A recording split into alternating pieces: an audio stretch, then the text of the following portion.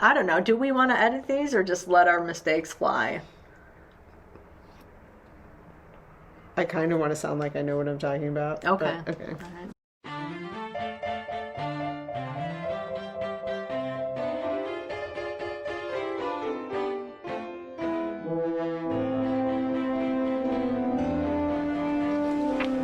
Hello. It's the Book Cougars, two middle-aged women on the hunt for a good read. I'm Emily. And I'm Chris. And we're showing off our bingo cards, our romance bingo cards for our year of reading romance. That is our theme for this year. For those of you who are new to us on our podcast, we have a theme of reading where we do quarterly read-alongs. So this year we are studying and learning about the romance genre.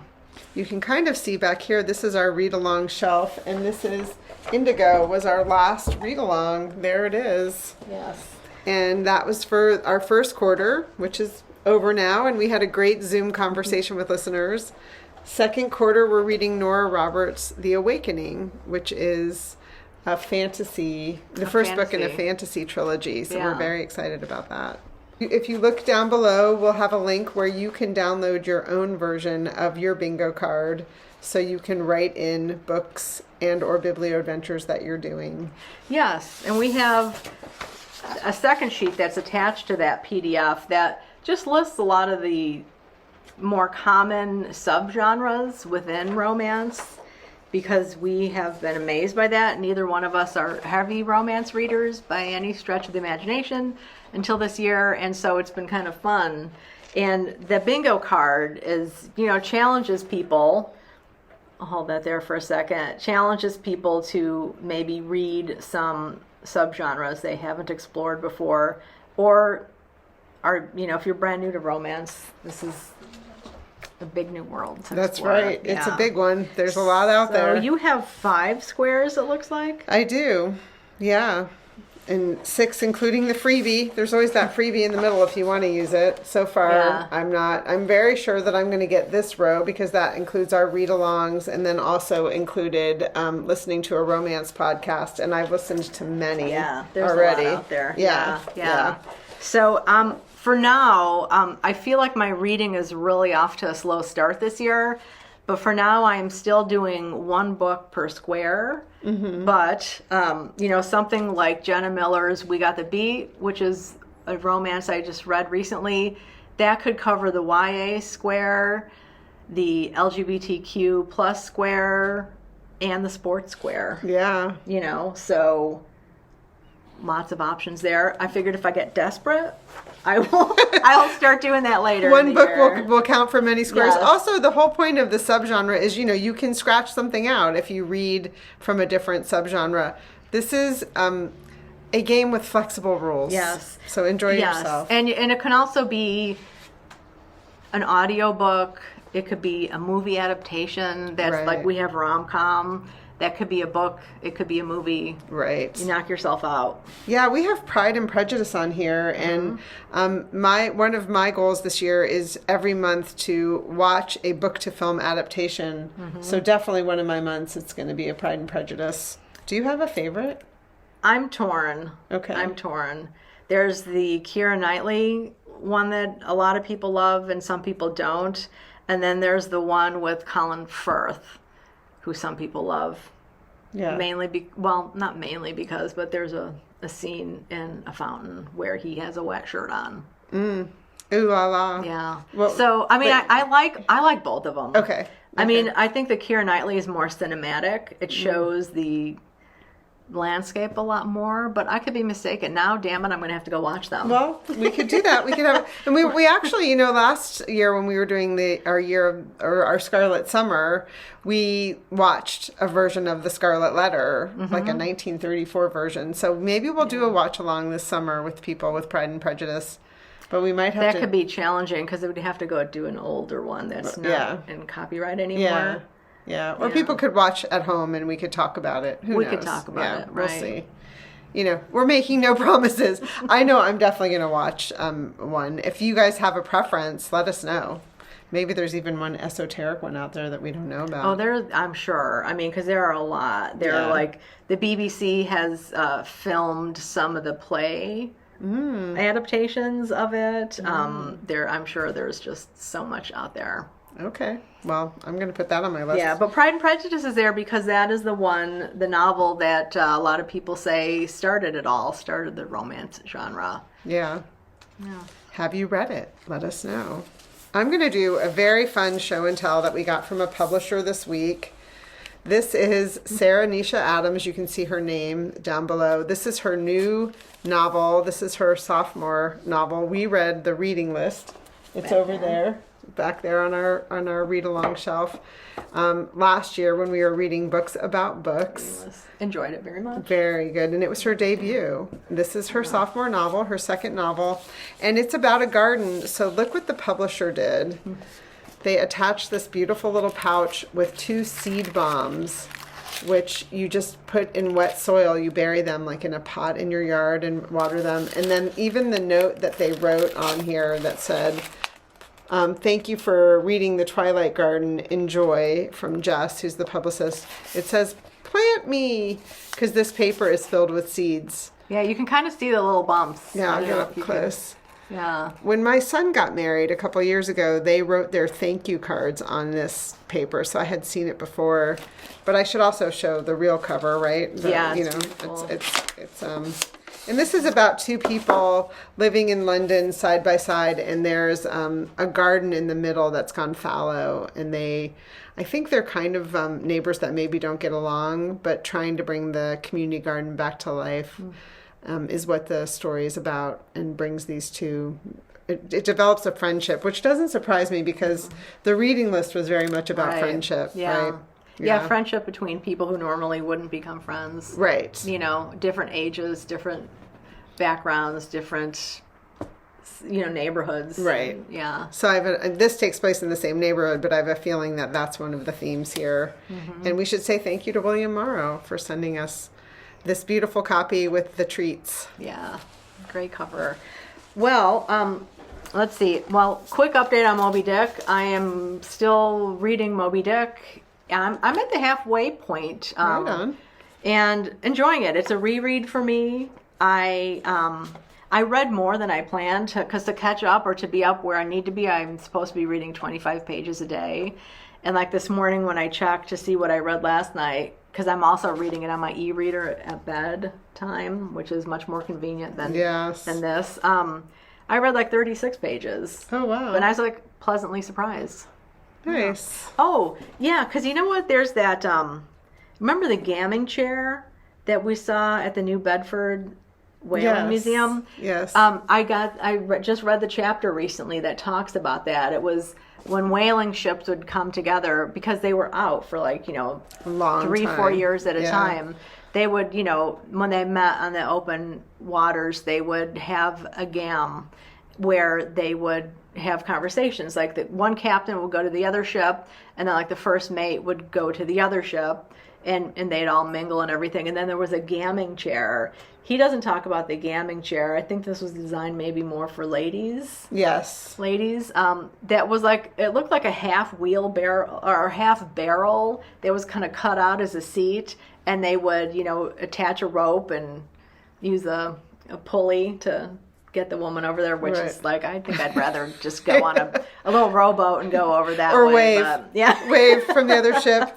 Yeah. So, but it's use fun. a bullhorn. Right. Hi. But that was fun, to read that. And he talked a little bit more about how, the ship that is going back to port might have letters to give to people who could even be on that ship, or they could have letters from still another ship. Oh, interesting. And so like the ships that were going back to port the soonest would take mail, and then ships that were coming in to the hunting grounds would give them the latest newspapers or something like that. So fun tidbits from Moby Dick. I wonder if they ever exchanged food, like if they knew they were going back to port and they had they had overestimated the amount of supplies they needed, if they would give them even not just food but any supplies. Interesting. Yeah. Or not. Yeah. That sounds like a question we should ask when we go to the New Bedford Whaling Museum the next time. Great Which is place. Fantastic. Yes. If you haven't been there, we highly recommend it. I've got this beauty, How to Read a Book by Monica Wood. Some people might know her book, One in a Million Boy, which I think was out 8 years ago, but got a lot of rave reviews. And this is one of those books that fascinates me, where it's about 3 different characters, kind of like what we were talking about with the reading list, that have tangentially have something in common, but you wouldn't think that they would end up being in a friendship or any kind of relationship together. One of them is a woman who's been in prison. She killed someone, I believe, with her car. And then another character is the woman who goes to the prison to lead a reading group. And then the third character is a man who is the husband of the woman who was killed. Wow. By the woman who's serving time in prison. And this woman is now out of prison, and all 3 characters have a happenstance meeting at a bookstore. Fascinating. Yeah. That sounds interesting. Yes. Oh. So I love the cover. It's such a sweet cover. And it's blurbed by a lot of heavy hitters. I think Monica Wood is a pretty well-revered author. I've never read her. Have you? I have not. So Nice. I'm hoping to get into this one this weekend. Good.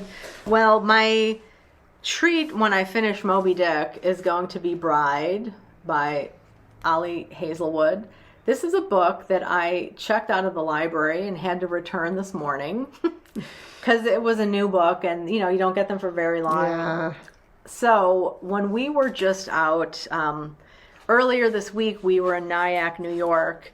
I purchased this book at Big Red Books, which is a new indie there in Nyack. They've been open, I think, 8 months, he said. Mm-hmm. And really wonderful independent bookstore. Highly recommend it. There's actually, in the middle of the bookstore is a beautiful red couch like that. If you go look at his social media feed, we'll put it on down below. There's a picture of us sitting on the big red couch that he posted, which was lovely. Really lovely. Yeah, so this is a paranormal romance that is really hot. I've heard a lot of people saying good things about it, and that is going to be my next romance. And it will cover my paranormal square, right? We do have a paranormal. we do. Yeah, we do. Yep. Yes. So, looking forward to that. When I first saw the cover, chat about it online, I thought it was a graphic novel, but it's not. It's straight up novel. But that cover, it does when you see it when it's just up close. Like when you're looking at something, it does. I could see where you would think that. Yeah. So coming up next or soon, Hazelwood. The next one is Morning Pages by Kate Pfeiffer or Pfeffer. I don't know, however you pronounce it. And this one is meta. It's about a woman who is a playwright. She's kind of fallen off the map, and she was a fan of The Artist's Way by Julia Cameron. I always want to say Julie Cameron. It's even, the beginning of the book has in the epigraph, there's something from Julia Cameron about how to retrieve your creativity. So that's a quote in there. But then the other thing that's sweet is at the bottom in the epigraph is actually a quote from the author who's writing the play in the book. So it's cool. Meta. Yeah. It's really fun. And she's writing a play. So the plays also, I think bits of the play are also in here. So if you're someone who has gone through that whole writing of your morning pages, which Chris and I were talking about before we started this video, I have fallen off my morning pages. So seeing this book here at headquarters has given me a bit of guilt, and I'm going to try to get back on track. Yeah. I mean, a lot of people have written about morning pages, but Julia Cameron is the one who kind of developed them and made it a popular thing in that world. Yeah. Okay. Yeah. Yeah, and her book has, her book it's 12 weeks. Is it 3 months or something? I think it's about a 3-month if you really go, which... it's dense. Yeah. I mean, she has exercises at the end of each chapter that are really... They take a long time to do, so it's not a book you can... I mean, you can rush through it, but then you can go through and do it again slowly. I mean, and then there's so many other variations now that they've put out by her, the artist way for business, the artist way for students, you know, so yeah. I mean, one of the big takeaways, and when we talked to the author Kelsey Ervik about this, because she talked about the artist way, is having an artist date once a week. And that's something that I feel like I have been able to continue more than my morning pages, which is just going out and doing something. It can have many different interpretations, but that kind of fills your creativity soul. Yeah, fills your well, right? Because so many creative types get burnt out. Or not even creative types. We're all creative. We're all artists of our own lives. But, you know, if you're just constantly working and outputting, you tend to exhaust yourself. So having that day alone, or even just an hour alone to go to something that fills your well is so important. And I think that's part of what this is about. Maybe an artist who's kind of lost her way and is looking to get her mojo back. Yeah. Well, I just want to really briefly talk about one book, just show everybody. Well, I can't show you too much because it has the interlibrary loan thing on here. But this is Romance Fiction in American Culture, Love as the Practice of Freedom, ? This is edited by William A. Gleason and Eric Murphy Selinger. And Robin G. from Sacramento posted about this on Instagram, and I thought, I need to get my hands on a copy of that. And it's a bit academic-y sounding, but it has different categories. So like part 1 is popular romance and American history, and then part 2 is romance and race, part 3 art and commerce, and part 4 happy endings. And I mean, some of the titles of the essays are really fun, interesting. This one I have my thumb on right now. Jesus Loves Your Girl More Than You Do. Marriage as Triangle in Evangelical Romance and Puritan Narratives. And that one is by Lisa M. Gordis. So, sounds like it's a very rich book in terms of looking at so many different themes that we're interested in as readers, you know, race and gender and class, religion. So if you're interested, you might have to interlibrary loan it. Yeah. More to come on that. I'm not going to read all of these, but I think I'll probably read an essay here and there that sings out to me. Yes. Yeah. Well, it's interesting because I think a lot of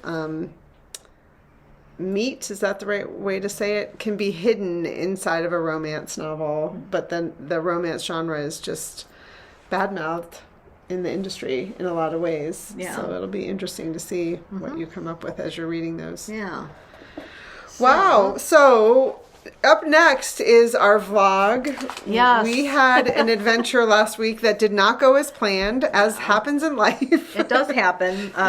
But we were going to do a vlog of our whole Biblio adventure day in Manhattan, and we were interrupted by an earthquake, and you'll hear us talking about that in the upcoming vlog. Enjoy. Do tell us what you're reading. Should we show what we're reading? Yes.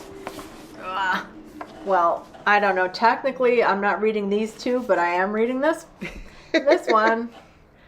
Let us know what you're reading. We really want to know. Happy reading.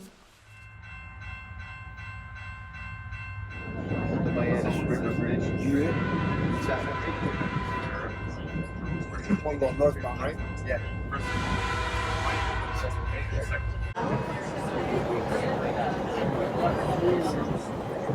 So we just had all these alerts go up on the train announcing the earthquake that just happened.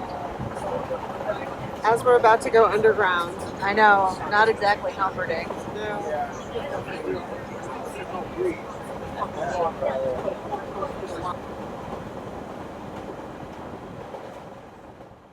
Hello, we're the Book Cougars, two middle-aged women on the hunt for a good read. I'm Emily. And I'm Chris. And we are standing here, you see the sign, at the Harlem stop in New York. We were headed to Grand Central for a day in the city when our phones started to have those red alert warning signs because there's been an earthquake here. And we're kind of debating whether or not to go into Manhattan or just go home. Yeah. So more to come. We'll report back. But Yeah. we should say it's a beautiful day in the city. It is. It's the Yankees home opener, so our train was filled with Yankees fans. And you might be able to see some hanging out. Yeah, this is the second time we've gone into New York on Yankees home opener, unplanned. Yeah. But yeah, lots of enthusiastic people on the train today. Yeah. So we're not sure if we're going to try to stick it out here in the city above ground or maybe just go on the other side of the tracks and go home.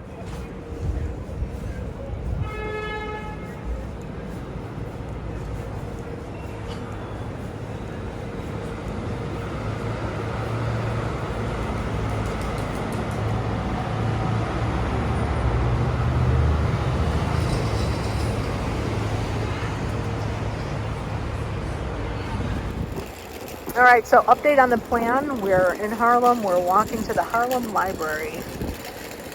And beautiful row houses behind us there. And a park right in front. And there's a little free library in there. And it's empty, and we feel so bad because we have so many books we would love to put in it. Yes.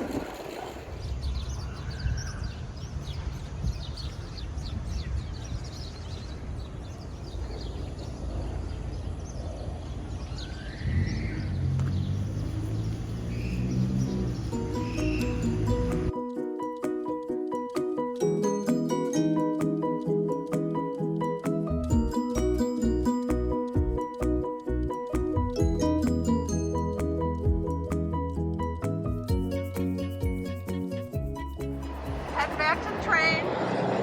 We decided better safe than sorry. Yeah, we're gonna head back to Connecticut. And maybe we'll do something there that's bookish. Yeah, I think that sounds lovely. Because we just, I mean, they say there could be aftershocks, and who wants to be in a city like New York if that kind of stuff is happening? Yeah, there's a few tall buildings here, and you spend time underground. Yeah.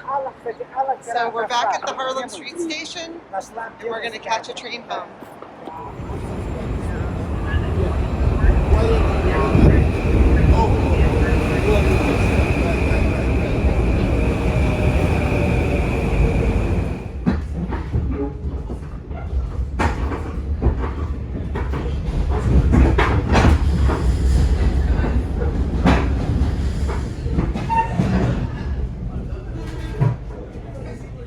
This is the train to New Haven. The next station is Stratford. I talked to him, I'm like, oh,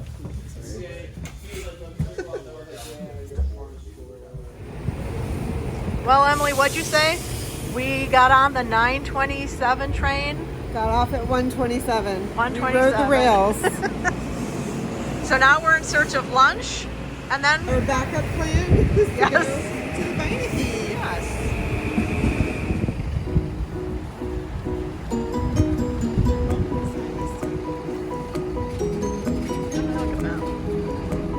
All right, here's lunch.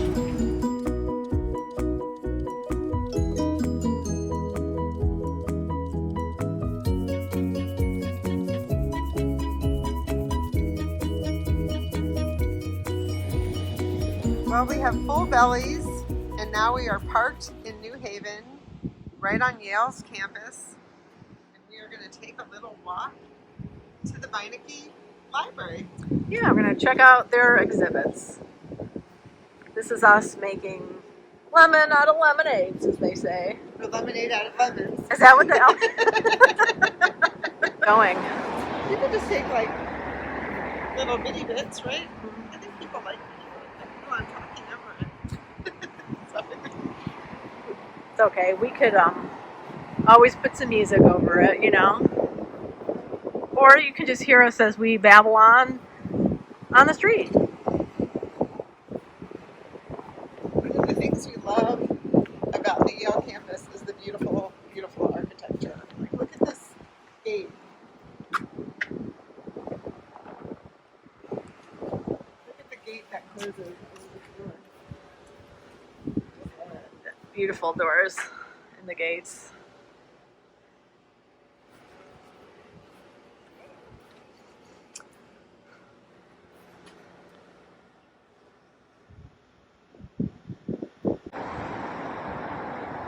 So this is cool, these little bricks that are inlaid with designs. Where did the little angel go? There it is. Look across the street, there's a lion, like at the New York Public Library that we couldn't get to today. These lions will have to do the job.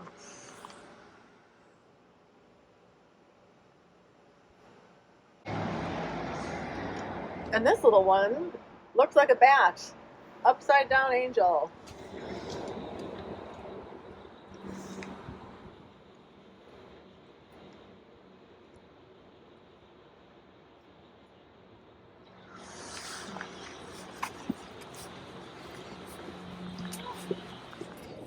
Here we are. We're going to be going inside the Beinecke to see their current exhibits. Yes. We will report back. Hey everybody, we're back. We're ending our day that was supposed to be in New York, in New Haven, at the Beinecke Manuscript and Rare Book Library. Beautiful. Beautiful place. There's the central stacks. We just walked through their 3 current exhibits. One is letters written by James Baldwin to Mary Painter. Yeah. Another is about Frederick Douglass. Yeah, his sons, and how his sons made scrapbooks about their father and ongoing efforts for equality. And then the other is a cartoonist named Ollie Harrington, who I had never heard of. Yeah. I don't think I did either. And his cartoons are really just very gripping and humorous, and about social justice. Humorous in that political way, Right. You know, not Yeah. like funny haha, but Right. yeah. And he was a war correspondent, so he had seen things that were informing his cartoons as well. Yeah, so here we'll just do a little turn so you can see behind us here. This is the Vermont marble that the quote windows, and you obviously can't see through them, but that's Vermont marble. And when it's a super sunny day in here, it just casts such a golden glow. Yeah, it's cloudy today, so you can see little bits of it. On a very sunny day, it just really the sun comes through them in a different way. Yeah, and so you can kind of see how some of the slabs are, you know, colored a little bit differently just based on what the light is doing. So, thanks for coming along on our little journey today.